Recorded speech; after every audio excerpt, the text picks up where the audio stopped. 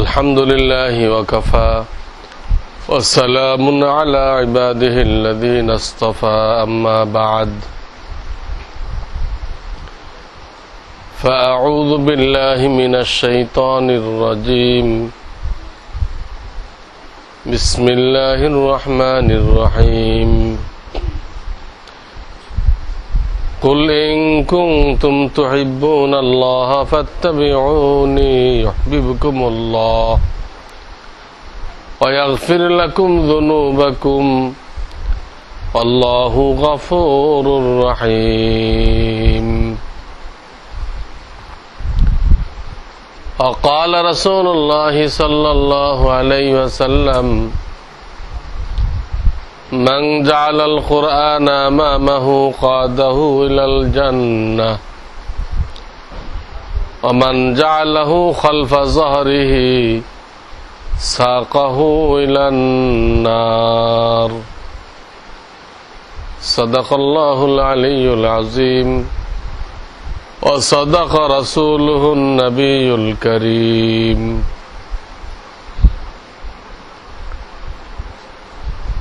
मोहतरम हाजिरीन আমার প্রিয় ছাত্র ভাইরা, আল্লাহ রাব্বুল আলামিন আমাদেরকে বড় মহব্বত করে, মায়া করে সৃষ্টির সেরা যত সৃষ্টি আল্লাহ তাআলা বানাইছেন তার সেরা আমাদেরকে বানিয়েছেন। মাটির তৈরি মানুষ আল্লাহর মাখলুকের মধ্যে 1 নম্বর,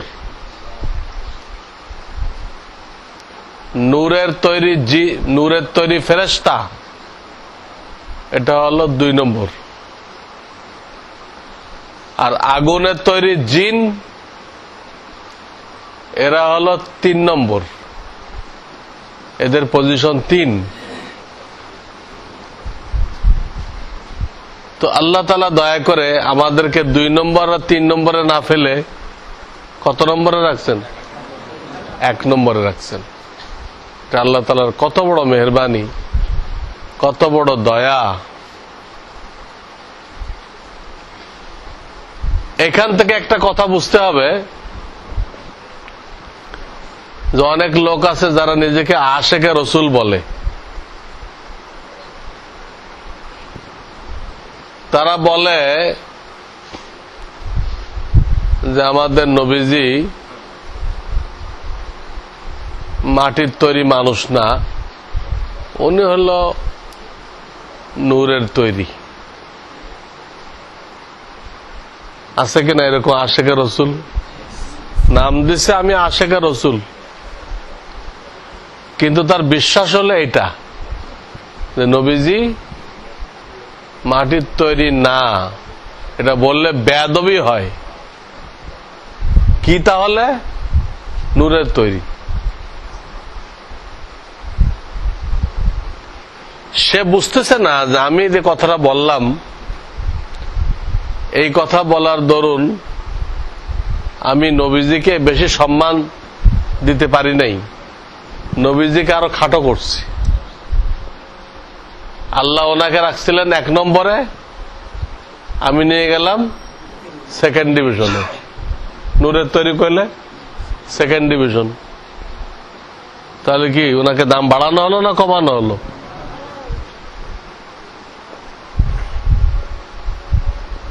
একটা মন্ত্রীকে যদি বলা হয় উনি ইউপি চেয়ারম্যান, মন্ত্রীর পরিচয় দিচ্ছে, উনি একজন ইউপি চেয়ারম্যান, উঁচা করা হলো না নিচা করা হলো? নিচা করা হলো, তার দাম বাড়ানো হলো। তো এইসব আশেকে রসুলরা এরা এলেম না থাকার দরুন নিজের ইমানও নষ্ট করতেছে, আবার রসুলের শানে বেয়াদবি করতেছে। নূরের তৈরি জন করতেছে তাহলে ফেরেশতা, তো কোন ফেরেশতাকে আল্লাহ নবী বানান নাই, ফেরেশতার থেকেও নবী হয় নাই, জিনের থেকেও নবী হয়নি। তো নূরের তৈরি করে তো উনি ওনার নবুয়তি ক্যান্সেল হয়ে যায়। তো কি বাড়াইলো? এলেম না থাকলে রসুলকে মহাব্বত করতে হবে, ঠিক এলেম কালাম থাকতে হবে। তিনি যে লাইনে মহাব্বত করতে বলেছেন ওই লাইন মতো মহাব্বত করতে হবে। আপনার আমার বুঝ মতো মহাব্বত করলে ওটা রসুল প্রেম হবে না, তো শয়তানি কাজ হবে। রসুলকে আল্লাহর নির্দেশ মতো মহাব্বত করতে হবে, আমাদের বুঝ মতো না। আমাদের বুঝ মতো সম্মান করতে গেছে, তারা গোমরাহ হয়ে গেছে, পথভ্রষ্ট হয়ে গেছে। এ কথাটা বুঝতে হবে। এটা ঈমান আকীদার কথা। ইসলামে দুটা জিনিস, ঈমান আর হলো আমল।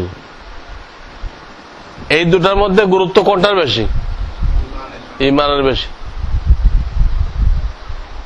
শুধু ঈমান যদি কারো সহি থাকে, সঠিক থাকে, আমল নেই বা আমল গলত, ঈমানটা ঠিক, ঈমান কারোর থেকে শিখছে, তবলিগে দেয় হোক, যেখানে যায় হোক, ঈমানটা শিখছে। আল্লাহু আকবার,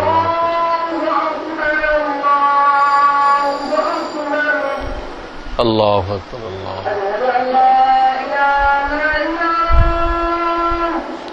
আশহাদু আল্লা ইলাহা ইল্লাল্লাহ,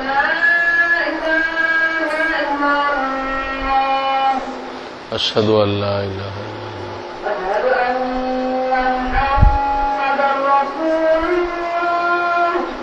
আশহাদু আন্না মুহাম্মাদার রাসূলুল্লাহ,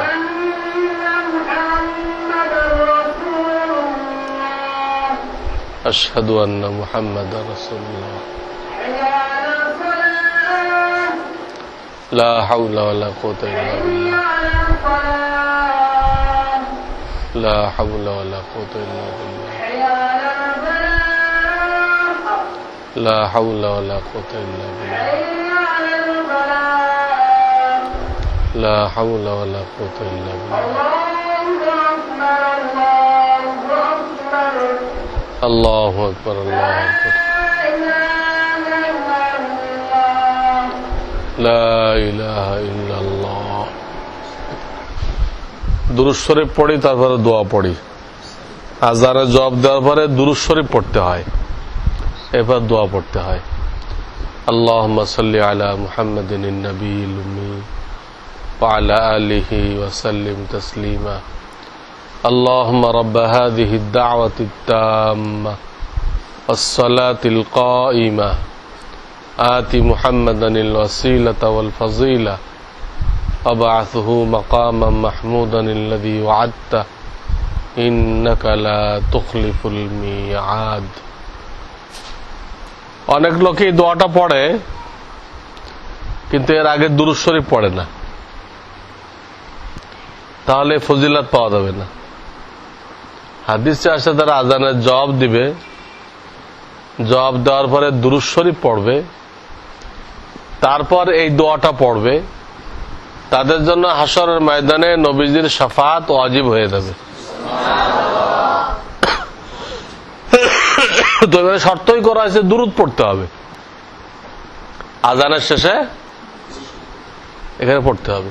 পড়ে না, পড়ে কোন জায়গায় জানে, পড়তে বলা হয় নাই। আশহাদু আন্না মুহাম্মাদার রাসূলুল্লাহ, এখানে দুরূদ পড়তে বলা হয় নাই, এখানে এইটাই বলতে বলা হয়েছে, আশহাদু আন্না মুহাম্মাদার রাসূলুল্লাহ, এটাই পড়তে বলা হয়েছে। প্রায় লোক দেখবেন এখানে এটা পড়তেছে না, সে পড়তেছে সাল্লাল্লাহু আলাইহি ওয়াসাল্লাম, জানে না। শুনছে রাসূলের নাম শুনলে দুরূদ পড়তে হয়, কিন্তু আযানে কোন জায়গায় পড়তে হবে, এই জায়গায় না শেষে, এটা সেখানে কারো কাছ থেকে। আলেমদের মজলিসে বেশি বেশি আসতে হবে কেন? এই জন্য আসতে হবে, আমরা যা অল্প স্বল্প আমল করি এটা সহিভাবে হয় না,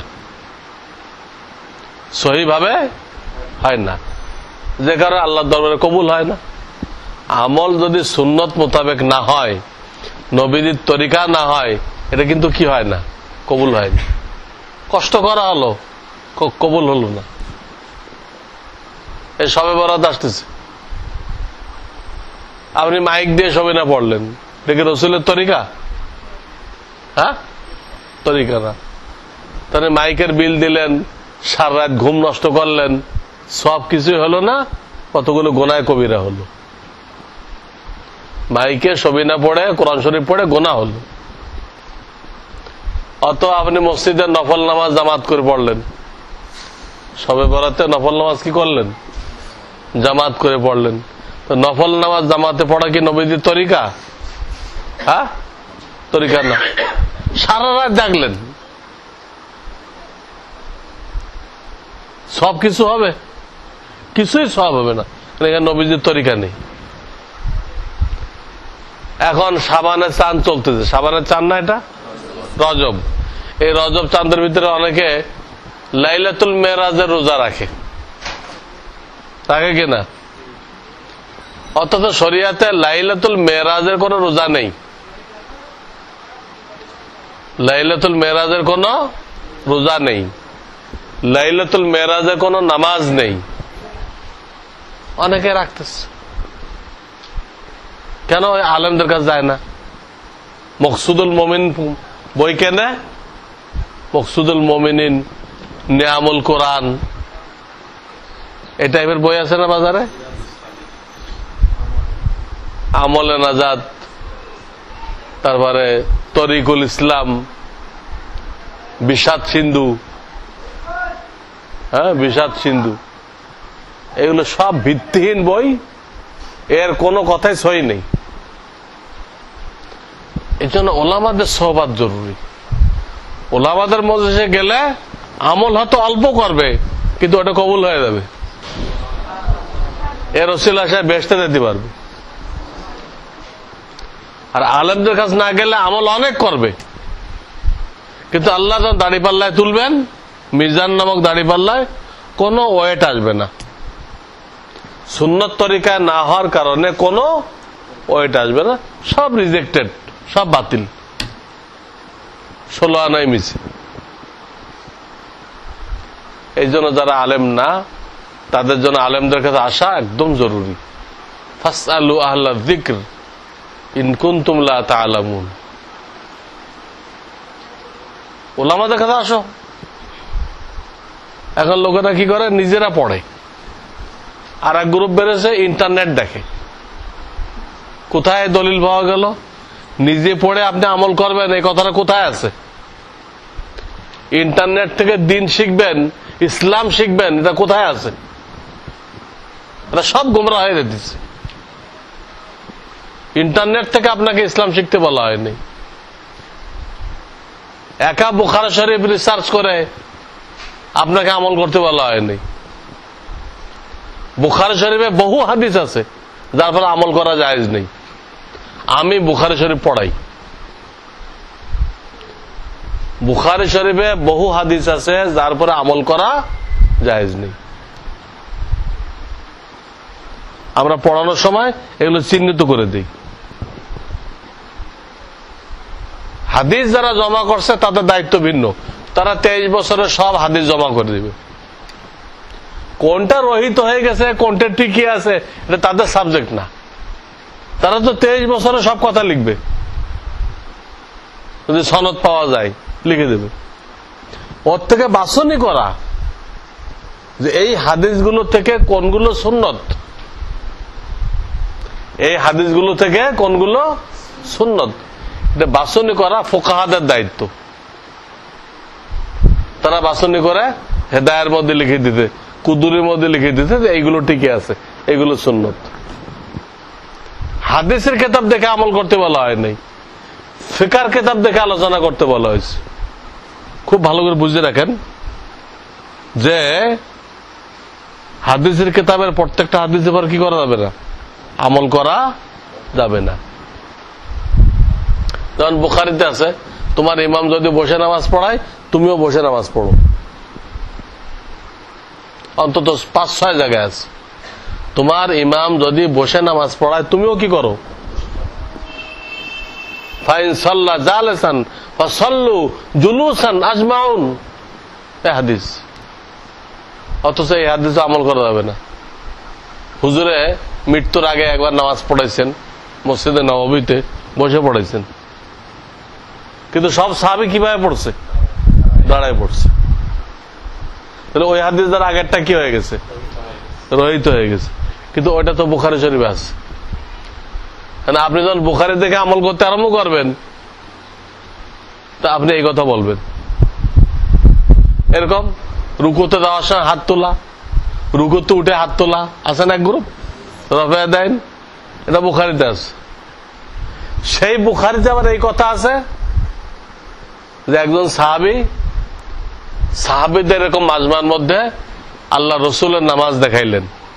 আল্লাহ রসুলের নামাজ আমি দেখাইতেছি, ভুল হলে তোমরা কয়ো। পরে সেই লোকটা যে নামাজ দেখাইলো, সেই লোকটার নাম আবু হুমায়দিন সাঈদী। তিনি একবার হাত তুললেন। এতগুলো সাহাবী বসে রয়েছে, তারা কেউ করলেন, হে মিয়া, আপনি তো রুকুতে যাওয়ার সময় হাত তোলেন নাই, আপনি তো রুকুতে উঠে হাত তোলেন নাই, কি নামাজ দেখাইলেন? এই কথা কেউ বলে নাই। তাহলে কি বোঝা গেল? বারবার হাত তোলার হাদিস যে আছে, এটা প্রাথমিক যুগে ছিল, পরে কি হয়ে গেছে? রহিত হয়ে গেছে। আর আপনি তো এটা বুঝবেন না। আপনি যদি বুখারীর বাংলা দেখে দেখে আমল করেন, তা আপনি তো ওইটাও আমল করবেন, ওইটাও আমল করবেন, আর আপনি গোমরাহ হয়ে যাবেন। আর এসে আলেমদের লুকমা দেন, হুজুর আপনারা বুখারী পড়েন নাই কেন? বুখারীতে আছে, হাত তুলতে হবে। আরে আমরা ওইগুলো পড়ে তো আলেম হয়েছি, কিন্তু আমরা জানি যে কোনটা রহিত হয়ে গেছে, কোনটা টিকে আছে। এই জন্য ওলামারা জানে যে হাদিসের কিতাবে যত হাদিস আছে, এর মধ্যে কোন হাদিসগুলো সুন্নত পর্যায়ের। কোন হাদিসে আল্লাহ রসুল হাদিস মানতে বলেন নাই, কোন হাদিসে আল্লাহ রসুল হাদিস মানতে বলেন নাই, সুন্নত মানতে বলছে। আমি 10-20টা হাদিস পেশ করতে পারবো, মানে সুন্নতের কথা বলছেন। আপনারা একটাও পেশ করতে পারবেন না হাদিস মানতে কইছেন,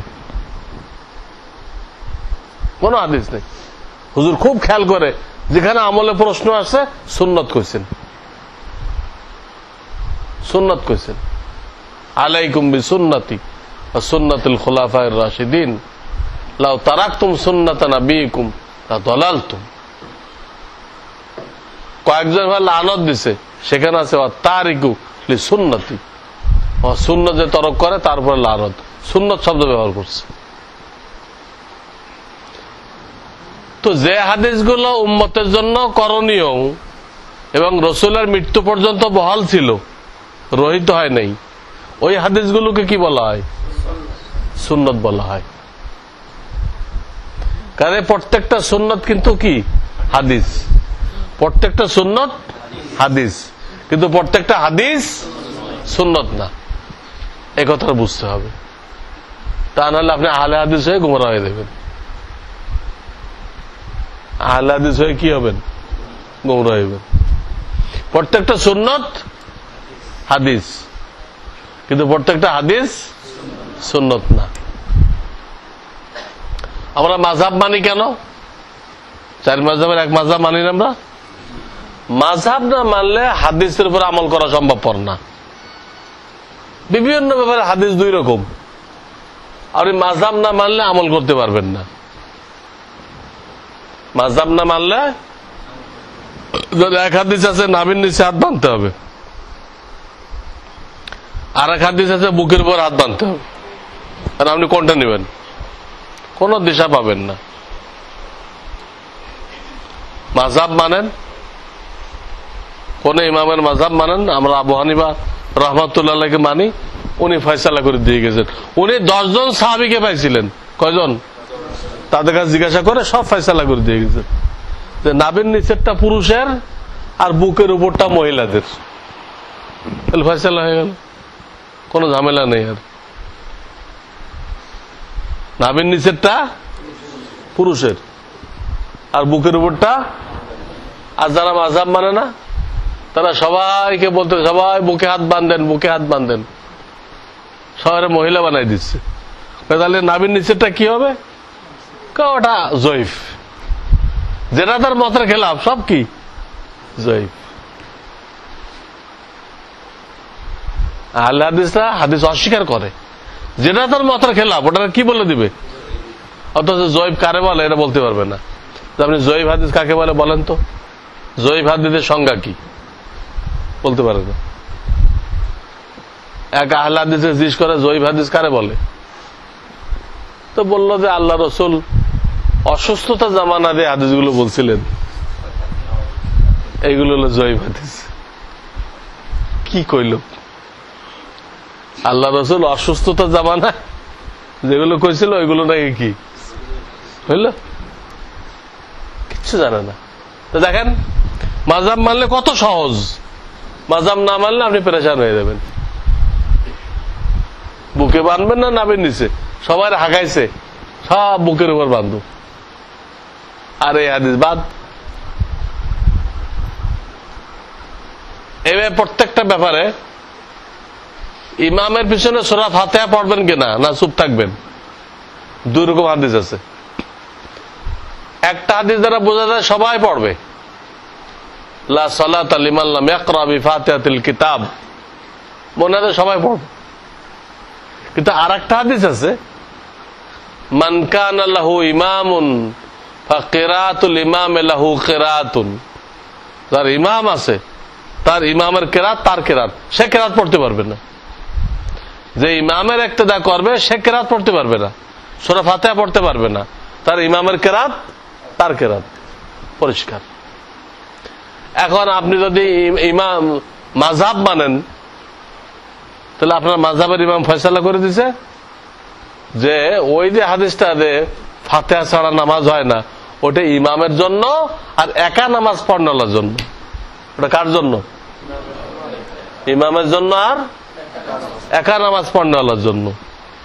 আর যে ইমামের পিছনে ইক্তেদা করছে তার জন্য কোনটা?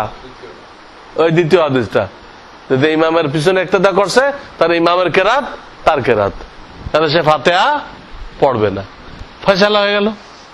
মাযহাব মানার কারণে খুব সহজে ফয়সালা হয়ে গেল আপনি ফাতিহা পড়বেন কিনা ইমামের পিছনে। মাযহাব যদি না মানেন, হাদিস তো কিছু বুঝবেন না, সবাই কইবেন যে হ্যাঁ ফাতিহা পড়তে হবে, ফাতিহা ছাড়া নামাজ হয় না। তো ফাতিহা ছাড়া নামাজ হয় না, তাহলে এই হাদিসটা কি করবেন আপনি? আল্লাহ রাসূলকে এটা ভুল কইছে, যার ইমাম আছে তার ইমামের কেরাত তার কেরাত, এই হাদিসটা কি কইবেন? ওই আহলে হাদিসরা এটাকে অস্বীকার করে দিচ্ছে, এটা জয়ীফ, যা তার মতের বিরুদ্ধে সব জয়ীফ।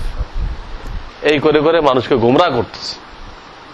এই জন্য যারা ইন্টারনেট থেকে ইসলাম শেখে তারা ওই আহলে হাদিসের খপ্পরে পড়ে পড়ে গোমরাহ হয়ে যায়। আহলে হাদিস সাংঘাতিক বেয়াদব, এরা চার খলিফাকেও মানে না।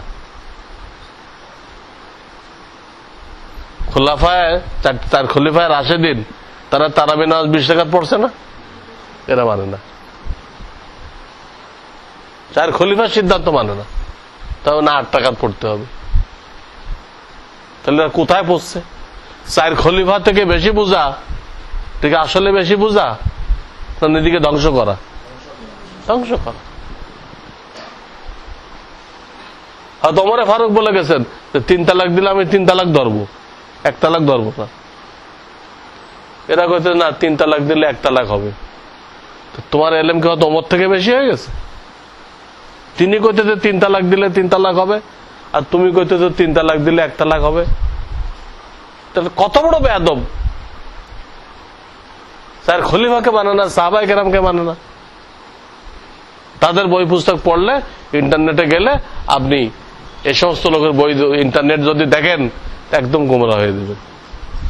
এই জন্য সবচেয়ে নিরাপদ রাস্তা হলো এই এখন যেভাবে বসা আছেন ওলামাদের সোহবতে বসেন, তাদের থেকে শেখেন, আল্লাহ আপনাকে মাফ করে দিবেন। যদি কোনো ভুল করেও থাকেন ওই আলেমের কথা শুনে ওটা আপনার দায়িত্বে আসবে না। একজন আলেমের কাছে জিজ্ঞেস করে আপনি আমল করছেন, আলেম যে কোনো কারণে এটা ভুল ফতোয়া দিচ্ছে, এই দায়িত্ব আপনার উপর আসবে না, আপনাকে আল্লাহ তাআলা মাফ করে দিবেন। দায়িত্ব কার উপর আসবে? আলেমের উপরে। তুমি ভালো করে যাচাই না করে ভুল ফতোয়া দিলা কেন? আপনাকে মাফ করে দিবেন। কিন্তু আপনি মকসুদুল মুমিন পড়ে আমল করবেন, ইন্টারনেট দেখে আমল করবেন, আল্লাহ আপনাকে মাফ করবেন না। কেন? আপনাকে এইগুলো দেখে আমল করতে বলেন নাই। কোন হাদিস কোরআনে যে আলেম না তাকে একা বুখারী শরীফ রিসার্চ করে আমল করতে বলছে এমন কোন দলিল নেই। এই জন্য ভাই আমরা হক্কানে ওলামায়ে কেরাম থেকে দিন শিখতে চেষ্টা করি, নিজেরা পণ্ডিতগিরি না করি। আমার কথাটা বুঝে আসছে? আর হাদিস কি জিনিস, সুন্নত কি জিনিস বুঝে আসছে? হাদিসের একটা প্রকারের নাম হলো সুন্নত। প্রত্যেকটা সুন্নত হাদিস, কিন্তু প্রত্যেকটা হাদিস সুন্নত না। এই জন্য হাদিস থাকলে আমল করা যাবে না। এটা ওলামায়ে কেরামদের জানতে হবে যে এই হাদিসটা সুন্নত পর্যায়ে পড়ে কিনা। আল্লাহ রাসূল দাঁড়ায় পেশাব করছেন কোনো কারণে, এটা কি সুন্নত বলা যাবে? তিনি কোনো ওজরের কারণে করছেন, কাউকে করতে বলেন নাই, সুন্নত বলা যাবে না। এটা হলো ওজর।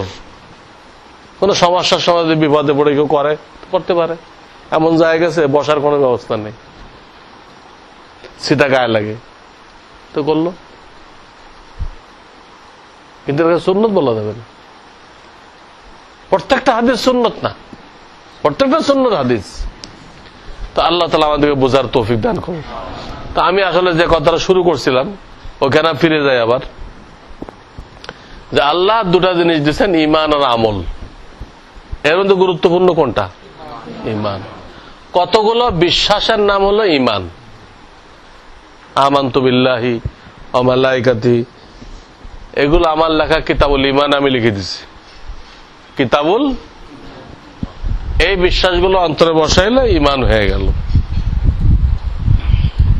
এই ঈমান ওয়ালা যদি আমল থাকে, নামাজ, রোজা, হজ, যাকাত, হালাল রিজিক, বাপ মার খেদমত, আমল যদি থাকে পয়লা চান্সে বেহেশতে যাবে।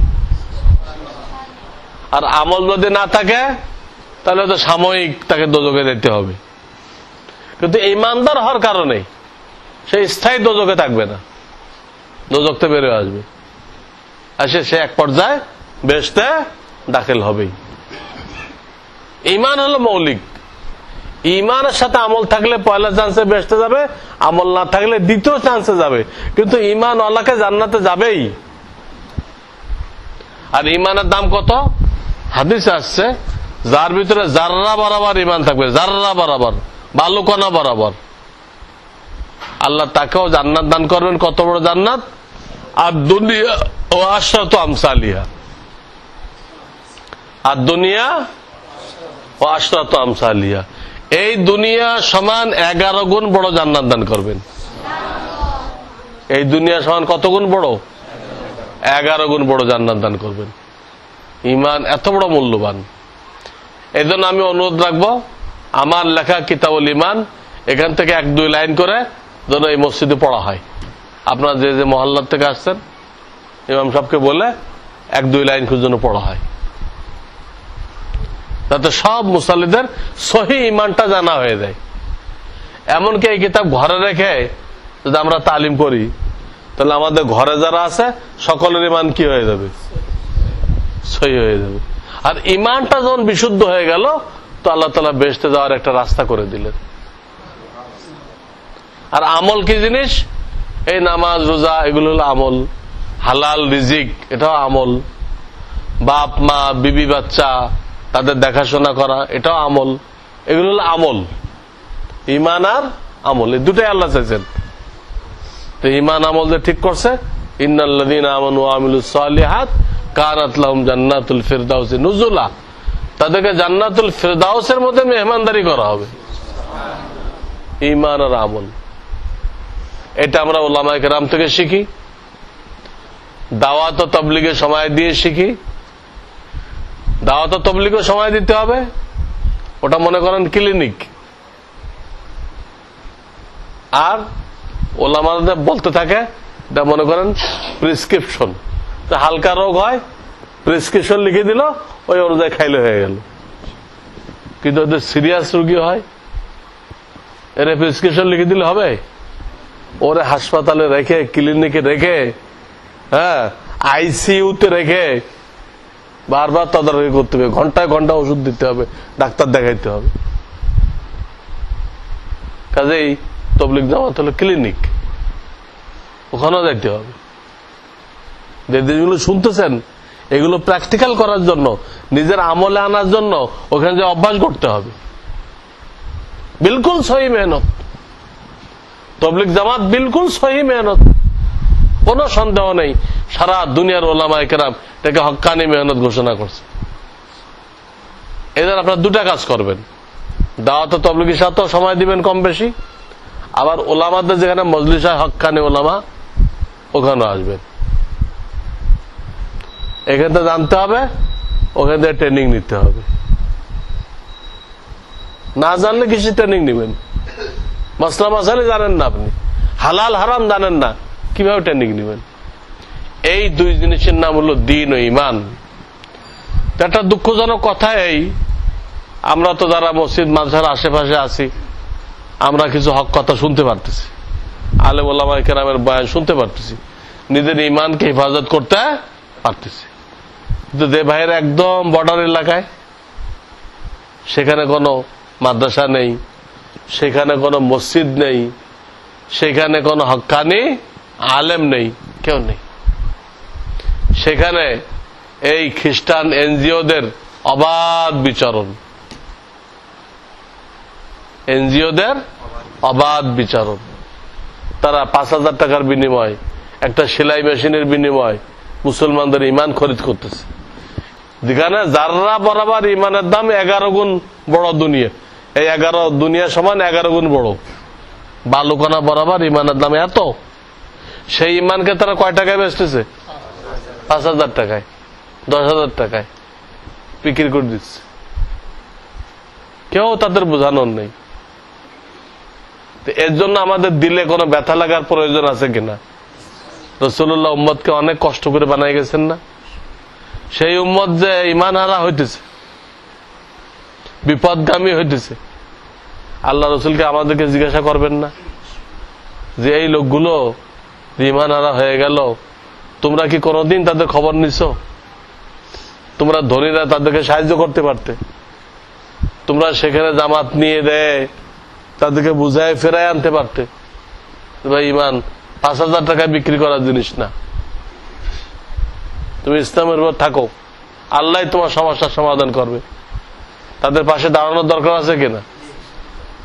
যেহেতু আপনাদের এলাকাটা তুলনামূলক ওই বর্ডার এলাকাতে কাছে, এই জন্য আমি সবাইকে বলি, ঢাকার লোকদেরকে আমি এই কথাই বলি, আর আপনাদেরকে বিশেষভাবে বলতেছি যে আপনারা জামাত বানায়, জামাত বানায় মার্কাজ থেকে অনুমতি নিয়ে, তবলিগ মার্কাজ থেকে অনুমতি নিয়ে এই এলাকায় বেশি বেশি কাজ করেন। আলেম ওলামাও থাকবে, বড় ছাত্র থাকবে, আপনারা এলাকার লোকেরাও থাকবেন, ঠিক এখানে একটু বেশি কাজ করার দরকার, যাতে এই লোকগুলো ঈমান হারা হয়ে গেছে তারা আবার কি করতে পারে? ঈমানের লাইনে ফিরে আসতে পারে। এটা আমার বিশেষ আবেদন, কিন্তু বিশেষ আবেদন।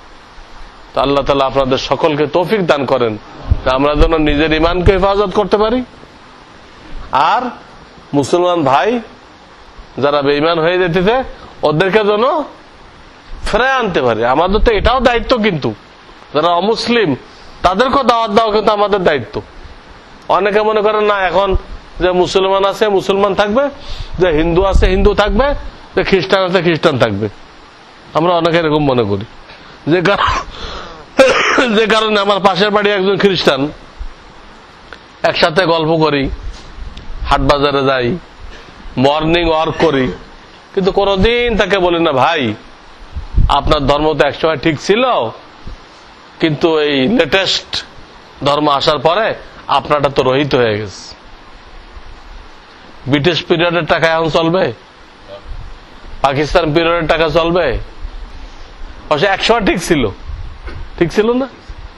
তো ইহুদি ধর্ম খ্রিস্টান ধর্ম একসময় ঠিক ছিল, কিন্তু কোরআন নাযিল হওয়ার পরে, শেষ নবী আসার পরে সব বাতিল হয়ে গেছে। এই কথাটা বুঝায় তাকে কি আমরা দাওয়াত দিছি? মানুক আর না মানুক, হেদায়েত আল্লাহর কাছে, হেদায়েত আল্লাহর কাছে, কিন্তু দাওয়াত দেওয়া তো আপনার আমার দায়িত্ব। তা আমরা এদেরকেও দাওয়াত দিচ্ছি না। এদেরকে কুরবানির গোশত দেওয়া দেয়, যাকাত দেওয়া দেয় না। অমুসলিমকে যাকাত দেওয়া দেয় না, ফিতরা দেওয়া দেয় না, কিন্তু কি দেওয়া দেয়? কুরবানির গোশত দেওয়া দেয়। দেই ওটি ইসলামের দিকে আগাক। এইভাবে ওদেরকে দাওয়াত দিতে হবে। আর আমরা এদেরকেও দাওয়াত দিচ্ছি না। যারা ইমান হারা হয়ে যেতেছে এদেরও পাশে দাঁড়াইতেছি না। নিজের ইমান সহি করার জন্য আমরা আল্লাহ রাস্তায় সময় দিচ্ছি না। সারা সময় দুনিয়ার ধান্দা। এই ধান্দা করতে করতে হঠাৎ ফেরেশতা আসবে, মালাকুল মউত, হ্যাঁ, নোটিশ দিয়ে আসবে, আমি কালকে আসতেছি। তো কি কৈফিয়ত দিব আল্লাহর কাছে?